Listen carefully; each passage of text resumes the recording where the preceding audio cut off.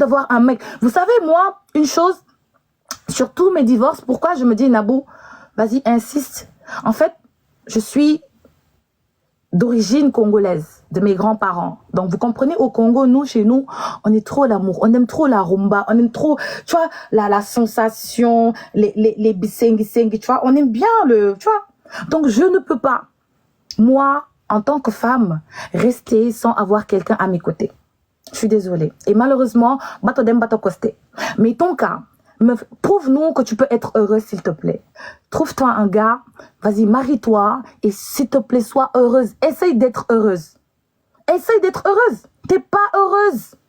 C'est ça être heureuse pour toi. C'est ça être heureuse pour toi. Créer une association de femmes perdues et dispersées dans la nature, des spermatozoïdes égarés. C'est ça être heureuse. Parler de la vie des gens pendant 6 heures de temps, c'est ça être heureuse. C'est pas être heureuse, meuf. Moi, je veux juste que tu sois heureuse. Sois heureuse pour tes garçons. Tes garçons, tu sais, tu as des garçons et j'ai des garçons. Je vais te donner un secret. Tu sais, so ame ay dom yu góor et que tes enfants te voient toujours en colère. Tes enfants, ils te voient toujours. Bon, on te voit danser, on te voit rigoler. Mais au fond de toi, est-ce que tu es heureuse? Est-ce que le fait que tu vois ta maman afficher, que tout le monde affiche ta maman, qu'on insulte ta maman, tout le monde insulte ta maman, tout le monde insulte ton papa, est-ce qu'au fond de toi, tu es heureuse? Est-ce que tu es heureuse? Tu n'es pas heureuse. Est-ce que tu ne penses pas aussi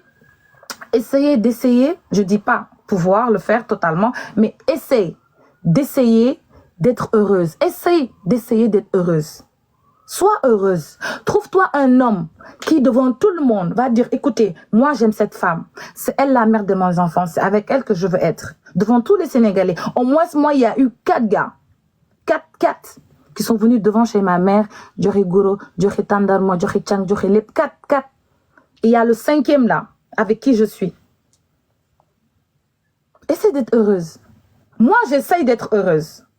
Mais toi aussi, essaye d'être heureuse. La vie, elle est courte. Essaye de faire des choses positives. Essaye de vivre l'amour. Essaye de manger l'amour. Essaye. S'il te plaît, essaye. Tu vas voir. Sauf que essayer, tu vas plus envier quelqu'un. Tu seras plus faim, tu auras plus faim de la vie de quelqu'un. Parce que de la manière dont tu as parlé de moi, moi, elle est amoureuse de moi. Malheureusement, je suis pas lesbienne. Je suis pas intéressée.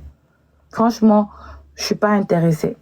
Je suis pas intéressée, je suis pas lesbienne et n'attends pas à ce que ma taal sama live saaga nday maa la gën a vulgaire au tuuti sax man li ma sama vulgarité dafa jéggi frontière mais duma la fekk ci terrain vulgarité bi parce que man duma nangu nekk ci benn parce que xaaral ma wax olof parce que xam naa ni déggoo tubaab te damay bañ ñi lay nettali kaa bi ñu bañ la jox kaa bi normalement parce que déggoo tubaab su ma waxee anglais tamit doo ko dégg donc ma làkk la olof dama ni terrain bi nga ma woo nii ci ay ñàpp sa man la katt sa ñooyu dama koy bàyyi ak yow ak ñi la nduru ak ñi la wër ak seen genre ngeen continuer seen xeex man ñëpp dañ ma xamee ci conseil par rapport à mes expériences personnelles ñëpp dañuy roy ci man ci beaucoup de choses ñi jaay légumes tey soo xoolee Sénégal bëri nañ ñi jaay ay boutique gu yére bëri nañ et soo commencé ak benn boutique di fay 250 000 nga dem ba am ci ay immeuble da ngay sant yàlla c'est comme ça dans la vie c'est comme ça il y a des hauts et il y a des bas mais nag bu neexee nga taxaw woon ni ñëpp dafa neex mu naqari nga daw loolu t'es pas digne en toi te aussi gëmoo yàlla te man dama gëm yàlla man lenn benn particularité laa am mooy dama gëm yàlla dama gëm ni yàlla moo ma may sama kanamu njaboot sama kanamu askan sama kanamu morom à 30 ans ma mën a jëndal sama yaay kër Ngor Almadi R+4 mu dëkk fa moom tundu à 30 ans également ma dem am sama immeuble Almadi 2 def fa ay bagages tëj ko pour des raisons qui me sont personnelles ma amaat beneen kër Almadi 2 rek am naa fa ñaar SN City am naa fa ñaar mënu ma nekk nag di wax li ma am yëpp mais loolu yëpp dama ko liggéey mais yow bu dee yow sama ñàkk da ngeen ko estimer si ay boutique moo tëj loolu du ñàkk xam nga lan moo ñàkk nga ñàkk am foo dugal sa ndey nga ñàkk am foo dugal sa baay nga ñàkk am loo jox sa ndey nga ñàkk am loo jox sa baay loolu mooy ñàkk loolu mooy koo xam ne ñu ne ñàkk na te loolu sax ñàkk go parce que yàlla waxul kenn dara ñi ko amul tamit mën na ñëw donc man amul lenn lu ma lebal yàlla pour yàlla may ma teraanga yii mu ma may yàlla da koo neex mu may ma niñ naan yàlla xol lay fay da koo neex mu may ma léegi yàlla da koo neex mu may ma li ma am ba yéen ngeen mën ci teg seen bët ba ku ci nekk di ci langaam ku wax jox sa morom ku wax jox sa morom ku wax jox yéen dam leen jënd terrain cherul dam leen ngeen jënd terrain cherul terrain Sénégal boo amee 300 000 da ngay am terrain 500 000 da ngay am terrain 600 000 da ngay am terrain 700 000 man boo leen ñëwee ci man barki Seydina Muhammad li ma yor ci terrain kenn xamul nu mu toll. kenn xamul nu mu toll te dama leen defaral paiement à plusieurs fois ngeen di fay nank ba mu mat. am na ay clientes yu may seetaan fii chaque mois dañ may def ay versement chaque mois dañ may verser terrain dama leen koy jaay nank ñu koy verser. c'est pas parce que nekkuma Sénégal que sama activité dafa taxaw commercial bi terrain moom taxawul nekkuma Sénégal mais sama entreprise mi ngi fonctionner ñii liggéey ñu ngi liggéey li may encaisser maa ngi koy encaisser li tax may mën a fay sama appartement aussi si loolu laa koy jëlee te maa ngi liggéey aussi maa ngi sant yàlla. demal nga def comme man jéemal nga ne sénégalais yi bon man la diw jënd naa terrain Pikine tabax naa ko macha allah kontaan naa au moins ñi la bëgg dañ lay suivre sur le positif. li tax ñuy génn di wanewu du wanewu sax mais c'est histoire de plus conscientiser les gens à ce que ñu def des choses positives demal nga def quelque chose de positif. fais quelque chose de positif dans ta vie au moins man nabu mën nañ di nabukat mës na maye lii mës na def social mës na def lii mës na def lii mais yow lan nga mës a def réellement pour sa dëkk à part jël nit ñi nga xam ne amuñu xel ngeen toog ci ay live di saaga ay nit du matin au soir lan nga mës a def. ñi lay topp nii ñoom man ça me fait rire ñi ngay topp nii parce que je sais que fi ngeen dem soriwul parce que tu apportes rien à la société t'apportes rien tey bu ñu ñag yi di saaga tey c'est à cause de toi parce que yow yaa créé lii yëpp yow yaa dem taal guerre si amoon chic ñag yi wuyu si la nga ñëw nag taal guerre si man pour man ak yow déedéet damal nga wuyu ñag yi te tu as insulté les Béninois man ba nga saaga Béninois yi rek laa pare si yow yàlla of laa di. Tu as insulté les Béninois. Tu as dit que les Béninois, c'est des chiens. Tu as dit que les Béninois, ils sont courts comme des, je sais pas quoi. Tu as insulté les Béninois. ñàkk xam Béninois moo tax nga saaga Béninois yow xeexu Béninois yaa ngi lay xaar jéer loolu. yow xamoo Bénin tu ne connais pas le Bénin. soo xamoon Bénin dëgg doo taxaw dara jaral la ngay saaga ay Béninois di saaga ay Togolais xamoo moo tax li ma génn dem ne leen bàyyi leen di tooñ xamoo. yàlla of mi ngi traduire say saaga yi nga saaga ñag yëpp demal nga gérer loolu mais dangaa dem taal guerre ak amoon chic bu pare nga bëgg ñëw taal guerre ak man comme ça boo waxee ma jox la man c'est la première fois may wax ci lii c'est la dernière fois may wax ci yow parce que du man ak yow. nee naa la tant que yow jëndoo benn pàkk Sénégal fi nga dëkk tant que amoo fa pàkk nga ne pàkk bii man maa ko moom pàkk bii mi ngi nii kayit yaa ngi nii sama doom ñu ngi ci ma door a mën a wax ak yow. loo am buñ la waxee waxal looy wax. donc nga foog ne dinaa jël sama téléphone pendant chaque jour comme ni ngay def boo waxee ma wax kii bu waxee moo ñi ma fa gis ci live yi ñëpp matuñu ma gàllax ndiku attaque personnelle nag duma ci tontu parce que su ma waxee ci say doom day metti ndax yaay nga may yaay nga ëmb juróom-ñeenti weer ma ëmb juróom donc duma xale yi dama leen épargner parce que xeex bu amee sax bu guerre amee sax dañ naan les enfants et les femmes d'abord donc duma wax ci say doom parce que j'aime bien tes enfants ils sont très mignons comme les miens d'ailleurs donc je les mets de côté mais yow la personne à 48 ans qu'est-ce que t'apportes à ta jeunesse qu'est-ce que t'apportes pas à ta jeunesse parce que t'es plus vieille que nous mais qu'est-ce que t'apportes au Sénégal à part ouvrir ton téléphone insulter les gens du midi à 14 heures qu'est-ce que t'apportes qu'est-ce que ça t'apporte ça t'apporte rien ça t'apporte rien te nee naa dafa am ñooy saaga mu jig la am ñooy saaga te du la jig attention dafa am ñooy saaga mu jig la am ñooy saaga du la jig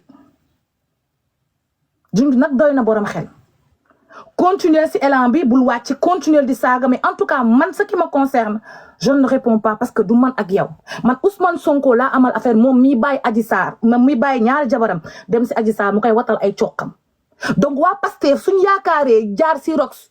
pour man noppiloo ma c'est mal me connaître pourquoi ngeen bëgg ma jaxase xeex yi Ousmane Sonko ak rox bokkul rox la ñëpp xamee nañ ko ci dugg si vie wu jàmbur yi saaga nit ñi wax nit ñi lu bon pokoleeru nit ñi ñëw ñu tappateel ko view yi am loolu contenu am la sur les réseaux sociaux chacun a son contenu ku nekk ak li ngay proposer man li ma mës a proposer mooy développement personnel entrepreneuriat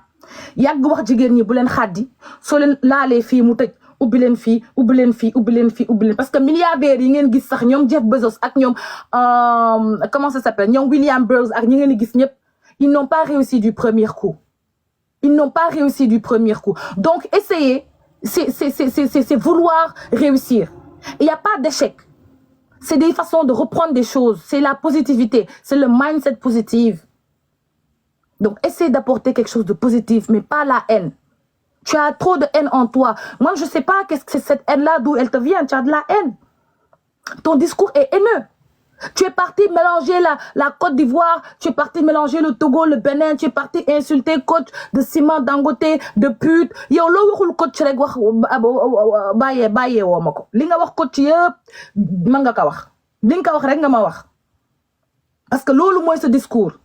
su ma ñëwee si Jessica li nga waxul Jessica amul li nga waxul Kaliphone Sall amul loolu mooy sa registre loolu lañ leen sénégalais yi xamee xaste saaga wax lu bon. te man malheureusement je savais que le fait que may attaqué Ousmane Sonko ay melentaan ay moustique dinañ génn jéem a màtt mais man maay am intelligence su faxas leen bañoo nag juum si ligne may wax nag samay fanseet ñi ma bëgg ñëpp bu leen dara metti si man amul lenn luy tax ma bàyyi Ousmane Sonko pour di wax ci Rox nag nii la mel nii la ko ñëpp xamee moom bëggul ko am buzz 2 semaines moom dafa bëgg chaque mois mu am buzz boo amee buzz 1 semaine dina ñëw jéem la langaam nii la def fii Fatou Ndiaye nii la def fii Bastion nii lay def ñëpp ku am buzz 1 semaine rek mu ñëw langaamu ci sa buzz bi ut ci buzz wax la lu bon saaga la ndey saaga sa papa saaga sa yaay sulli say maam wax ci sa njaboot wax ci sa lépp te moom dafa am ñaari doom yu góor te ku saaga woon doomam bi ba Jessica saagee doomam yi ba kii beneen femme bi saaga doomam bi daf ko jaral mu dagg billet dem ba France da koy rey ji da koy jami ji paak pour te dire état mentalité en bu mu am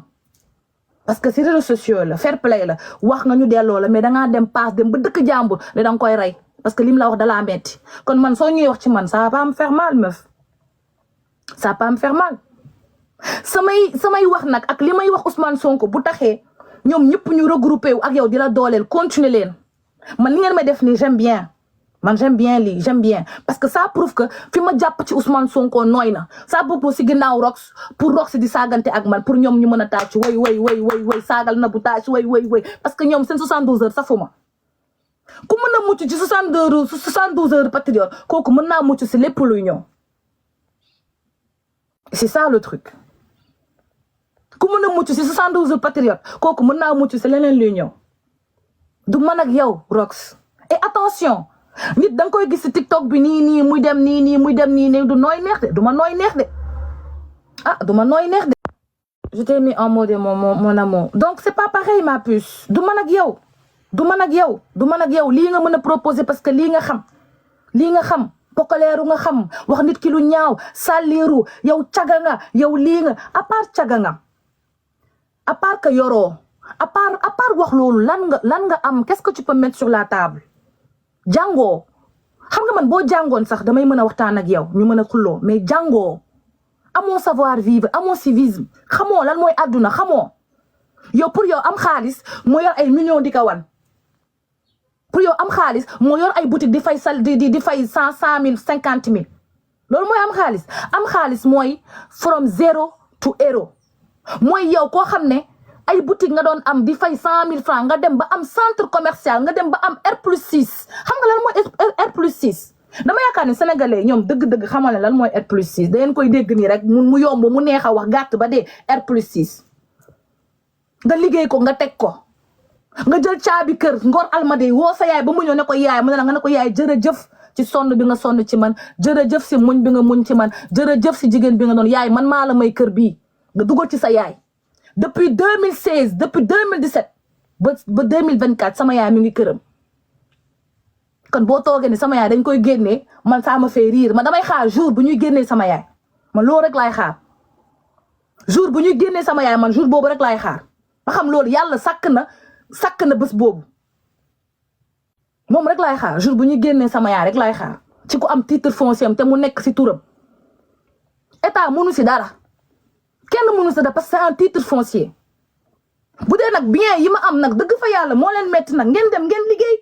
wax ngeen ko dama cagatu pour am ko yéen li ma yor ngeen yor te yéen bu original bi ngeen yor man sax mën naa ne plastique bi laa yor man faux bi laa yor mais yow mi yor original yor mi ñëw saignant la viande saignante mais demal nga jaay yàpp bu bees nga yor n'est-ce pas madame 48 ans yàpp bu bees nga yor mais jëma jël sa yàpp bi nga jaay ko yow Allemagne boobu nga nekk yaa ma ko gën a jekk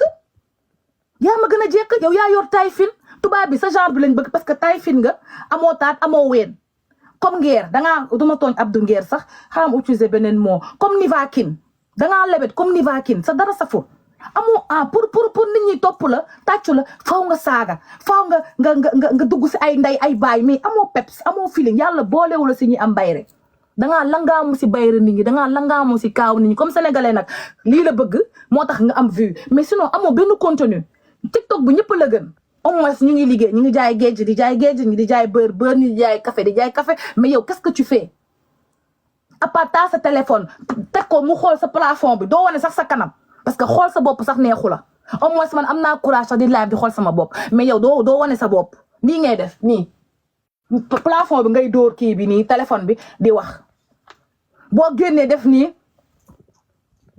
non sa kanam bi ku ko xool rek man dama yaakaar est-ce que amoo déséquilibre facial parce que est-ce que xam nga ni je suis désolée nag pour ñi feebar est-ce que mën nga def nii sa kanam bi mën na yëngatu man j'ai l'impression que benn côté bi dafa paralysé je sais pas hein peut-être man maa parano j'ai l'impression que benn côté kanam bi dafa paralysé parce que lépp nii lay def image buy photo wu sax da ngay gis fii day def nii xaw ba xam côté bi dafa am paralysie te loolu nag li koy waral mooy tu ne ris pas il faut nga moytu AVC de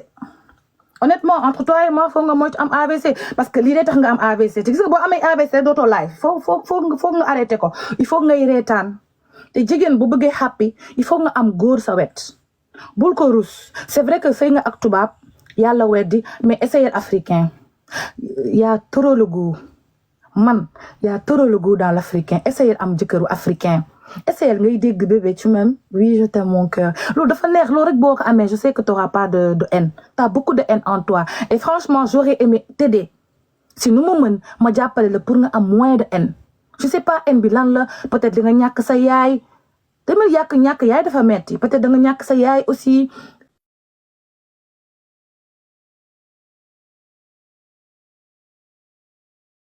loolu nga am mais bu ma leeroon ni am nga jëkkër gis nga man tey nii problème bi sama jëkkër daf ma woo ne ma chérie tu as vu ma ne ko j'ai vu parce que sama jëkkër ak fi mu nekk ak fi ma nekk bokkul ma ne ma chérie t'as vu ma ne ko j'ai vu mu ne ma s'il te plaît mon cœur réponds avec diplomatie c'est pas avec t'es pas de ce genre c'est pas la même chose c'est pas la même racaille yow da nga am problème ak Ousmane Sonko gère ton problème et s'il te plaît ne gère pas des détails mais pour les gens qui m'aiment ñi ma bëgg ak ñi may topp ñoom ñoo tax ma génn di la tontu mais mënu ma la tontu parce que yàgg ngaa wax si man depuis musuma la tontu mama naa BBL musuma tontu mama naa sëy plusieurs fois musuma tontu mama naa lii yoratul musuma tontu mama même sama problème mu Pastef fii immigration bi dafa bëgg asile tontuwuma loo wax duma tontu franchement loo wax duma tontu parce que du man ak yow malheureusement nag comme on est dans le même terrain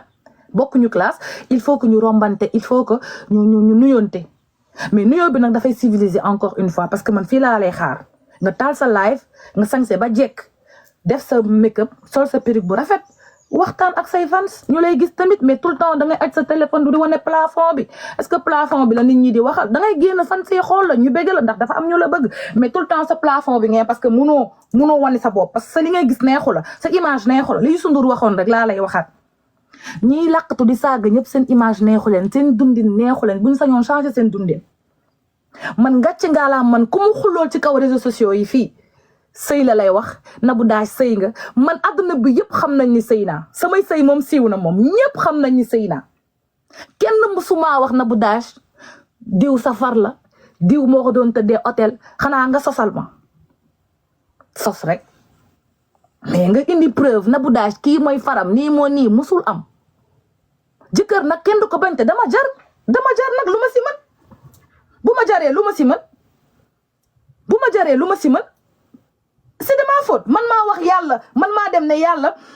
s'il te plaît bind ma si liste mariage yi chaque année dugal ma ci yàlla moo ma xool ba mu neex ko mu ne ma Nabou Dash mi ba may créé mu ne Nabou Dash mi ban góor moo ko bëgg xale góor yëpp fëx man moi monsieur dégg naa jour ba ñu may doon créé aras comme sabar bu tas xale góor yëpp fëx ku nekk yëkkati loxo ñëpp yëkkati loxo xale bu jigéen bi ku ko bëgg ñëpp man sénégalais yee ci ëpp na parce que sénégalais rek laa mës a sëyal sénégalais yëpp yee si ëpp sénégalais yëkkati seen loxo donc bu ma sénégalais yi bëggee ba di ma takk lu ma ci man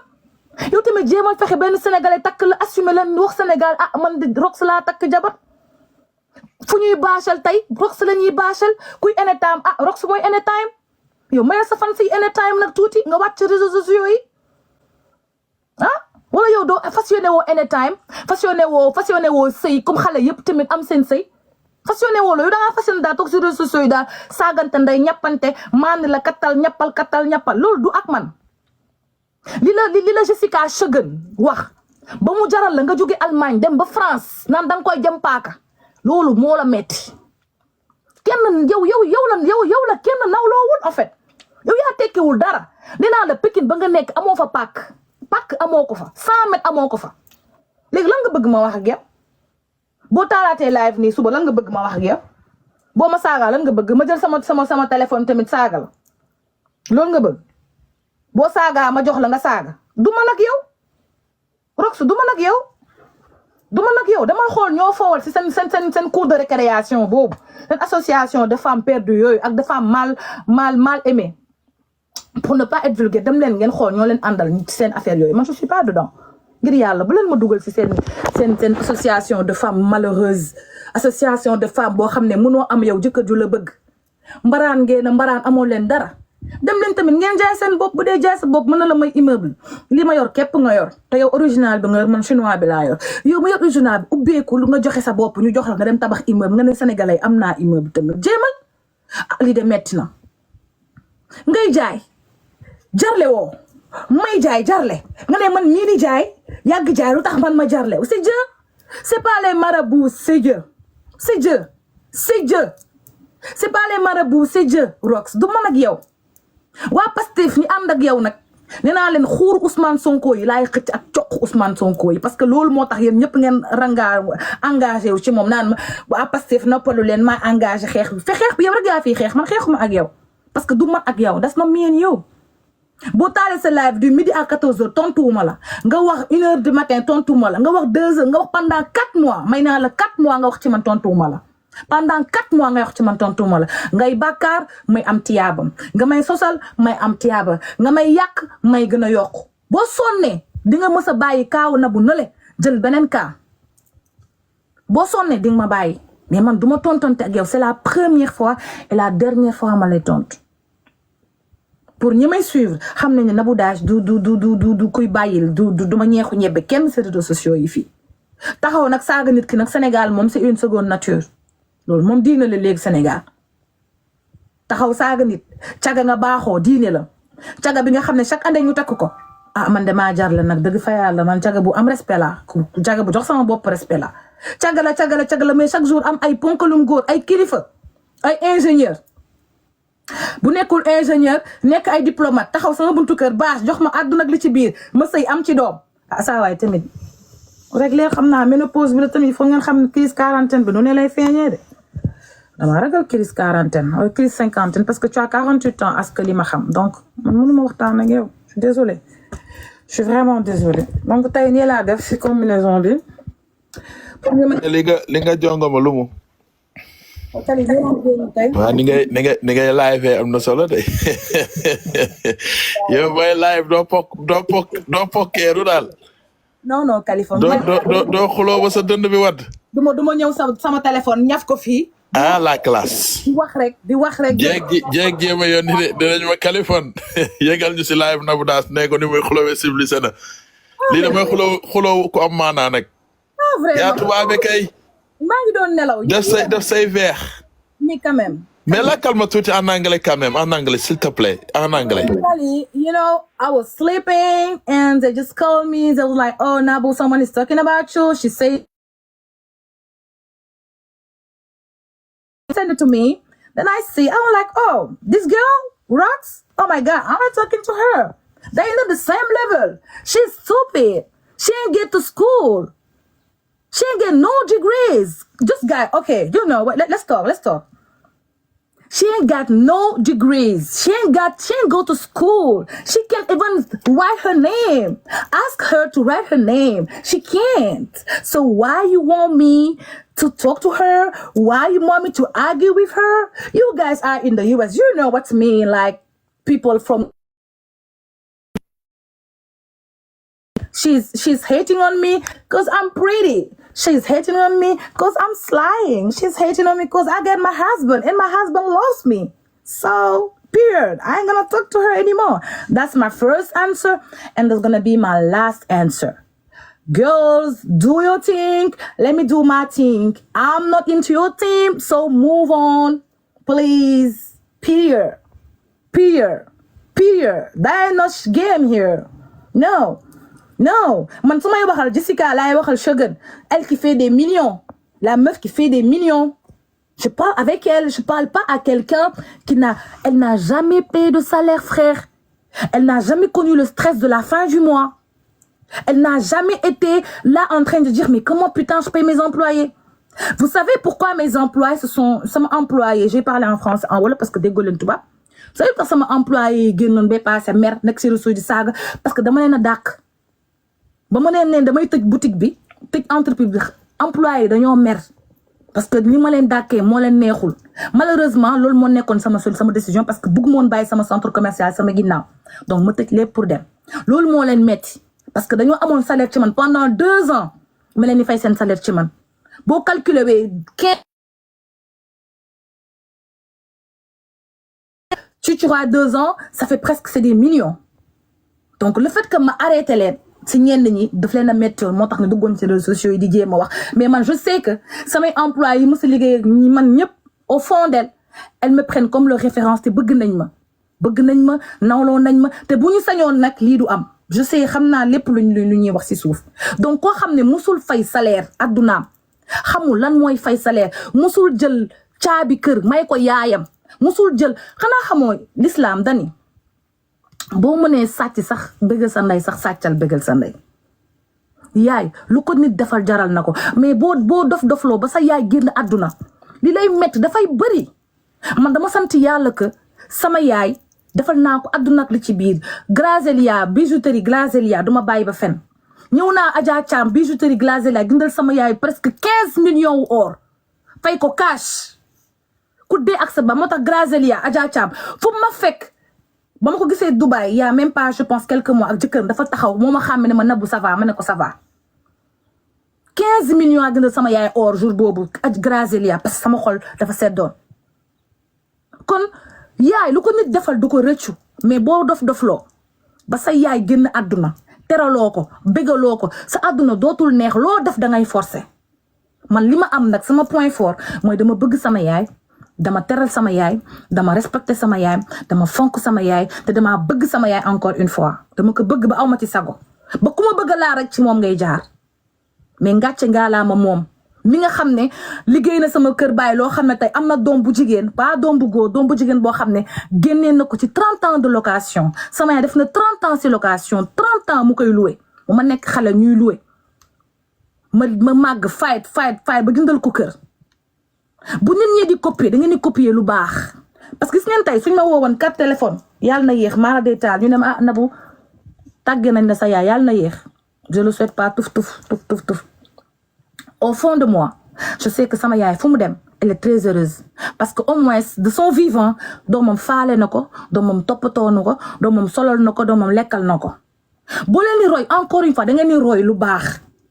roy leen lu baax roy leen ku leen di jox conseil roy leen koo xam ne au moins li mu leen di wax dafa fekk mu nekk ci moom mais soo leen roy koo xam ne dafay taal laay fam pour woote leen pour ngeen ñëw saaga bakkaar yi da ngeen koy bokk rek. te attention de peut-être yàlla dafa nekk di ma gis nga ma wax leen benn affaire yàlla bu la naree yëkkati faa mu teg la ay coono te gis nga li ngeen di def nii seen gàcce kese la parce que nee naa leen Sénégal ba mu daj kenn mënul fekkee sama gàcce kenn mënul fekkee toog ne ma ñaw doo leen ko mës a dégg parce que dama teral sama ndey te Amérique bii ma nekk nii kenn xamul lu ma nekk di lijjanti damaa toog rek damaa toog jàpp sama ñaambur kuul sama kuul waneewu ma sama kër waneewu ma dara fi may live rek laay toog damaa jàpp sama ñaambur ma kuul sama kuul yàlla nag waxul kenn dara mais li ma xam ba xam mooy cherche-toi un mari bu dee amoo jëkkër xoolal ci TikTok bi koo xam ne neex na la neex nga ko wala nga dem xool Allemagne koo xam ne vraiment muskalaf la mu jël la soxna dool day wàññi sa haine day tax doo mer soo gisee ku make-up ku rafet ku mignon ku am style ku stylé ku ñëpp bëgg doo ñëw langaama ci moom bëgg ka yàq xale yi ngay wax ñëpp am jëkkër ba ci Fatou Ndiaye sunu rakk bi sunu caatu TikTok bi dafa am jëkkër yow ñi ngay waxal ñëpp am jëkkër amoo kenn koy waxal koo xam ne amul jëkkër yow xawma nit ñi am jëkkër moo la metti man soo ñëwee wax ni diw sa jëkkër la patati patata da nga bëgg ma toog jox la explication aw ma explication bu ma la jox man duma lesbienne bëggantewu ma ak ay jigéen aw ma benn intérêt di attaqué di wax ci yow di wax ci say doom amaloo ma importance tu n'es pas de mon niveau est-ce que xool nga ma est-ce que xool nga sa bopp est-ce que intellectuellement xool nga sa bopp yow livre bii rek bu ma la ko joxoon liiral ma lii rek livre bii rek bu ma la ko joxoon ne ma liiral ma commencement bi sax mënoon ko liir buñ la ubbiloon livre ne la kan mooy Tabitha Brown xamoo ko kii bu ma ko doon expliquer fii bu suba ko xamoo ko te c'est un livre en anglais léegi lan nga bëgg ma wax man mi nekk sama master 2 yow mi nga xam ne amoo CFEE nga toog ma ko du combat nag